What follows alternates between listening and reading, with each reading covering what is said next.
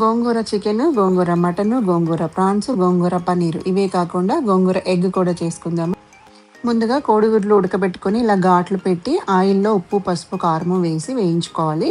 నేనైతే 4 కోడిగుడ్లకి చేశాను కానీ నేను ఒక గుడ్డు పాడైపోయిందని తీసేసాను. 3 చేస్తున్నాను.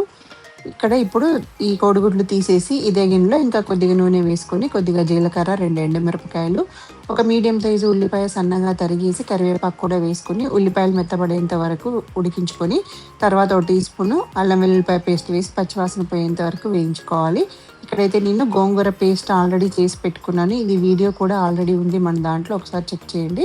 ఈ పేస్ట్ అయితే ఒక 3 టేబుల్ స్పూన్లు వేసుకొని, ఓ 2 నిమిషాలు వేయించుకొని, దీంట్లోకి ఉప్పు, పసుపు, కారము, ధనియాల పొడి, జీలకర్ర పొడి వేసుకొని ఇంకొక 2 నిమిషాల పాటు లో ఫ్లేమ్‌లోనే వేయించుకోవాలి.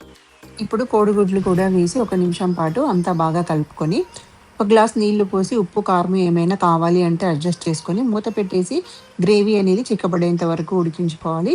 చివర్లో కొద్దిగా గరం మసాలా అలాగే కొత్తిమీర వేసుకుంటే మనకి గోంగూర ఎగ్ కర్రీ రెడీ అయిపోయింది. మీకు గనుక ఈ వీడియో నచ్చినట్లయితే లైక్ చేయండి, షేర్ చేయండి, కామెంట్ చేయండి. Thank you for watching.